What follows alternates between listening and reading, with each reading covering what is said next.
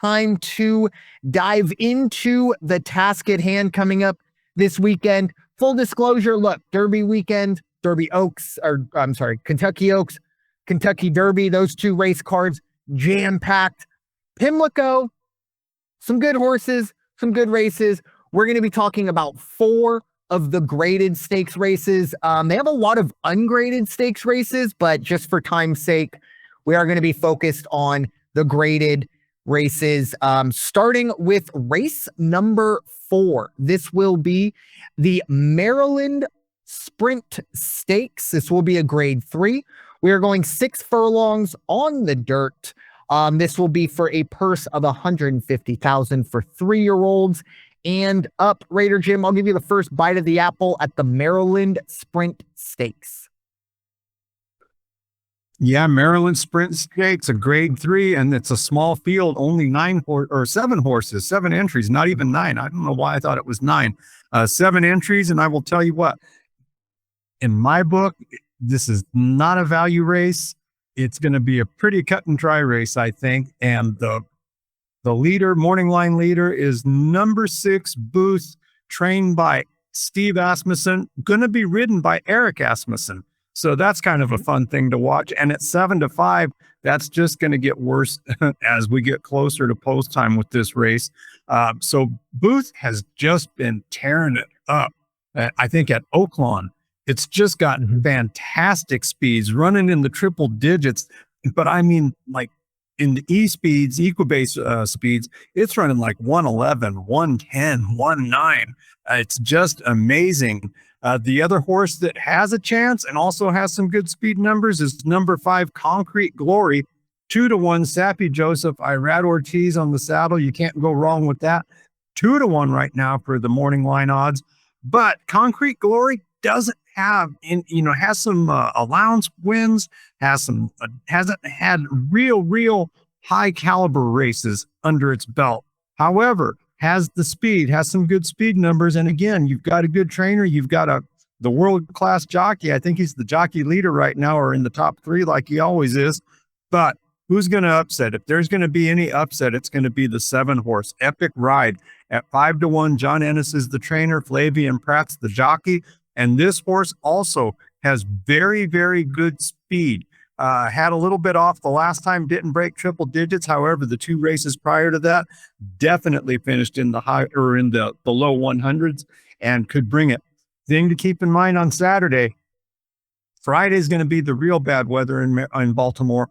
On Saturday, there is a period of, say, 3.5 hours where they think it could rain. And, could rain. How dry is the track going to get between Friday and Saturday? And it's going to be just enough on Saturday, it's going to be just enough rain to probably make it a little sloppy, but it's not going to be torrential rain by any means. But something to keep in mind. Yeah, and here come the people that are going to say, hey, you copy each other's homework, because I'm seeing this exactly how you are as well. For me, I gave the nod to Booth as well because of the pedigree, or excuse me, the resume, I should say. Back-to-back grade 3 wins, and we haven't really seen that from Concrete Glory. One of the really cool things about Booth and Eric Asmussen, sometimes you wonder, Steven Asmussen, you wonder about nepotism, blah, blah, blah. He's been on this horse from the beginning, and six times into the winner's circle. The one thing I will say about Booth, it's either getting into the winner's circle or it's not getting onto the board. There are 10 races career, 6 wins, and that's it. We don't have any second or thirds out of those other 4. So kind of boom or bust. I myself personally, I kind of expect, just like kind of what you said, Booth to even be even money, or even maybe closer to 4-5. Concrete Glory's number might balloon a little bit, might be an opportunity to sneak in there. The other horse, obviously, you brought up for me was Epic Ride. I actually think this is maybe pure value for me to put this horse on my card. As you mentioned, not great in the Commonwealth, really did take a huge step back. But the one thing here is you do get Flavien Prat aboard, which, with all due respect to Luis Machado, big step up going from Machado to Prat. I think that could help. I also do think 5-1 is a little bit of an overreaction. That was a really good field. Montiso, Hoist the Gold, and Extra Añejo were in that grade 3 Commonwealth, that epic ride. Again, 7.5 lengths off the lead. But when you see those horses, you can kind of understand it. A lot of value there. The other horse that I'm just kind of, again, as Raider Jim kind of alluded to, you do need to try and find some value here.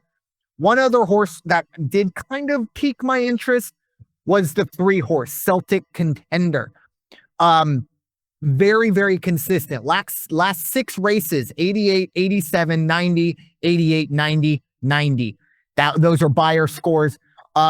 Very consistent. Love that. The only problem is a 90 is not going to get the job done here. So we're going to need a jump up, but at 8-1, and I think a lot of these, besides the 3 that we talked about, I think everyone else's numbers are really going to start to balloon. If you can get Celtic Contender at 12-1, I think it's a great play show pick. I think this horse does have the ability to get onto or into the money.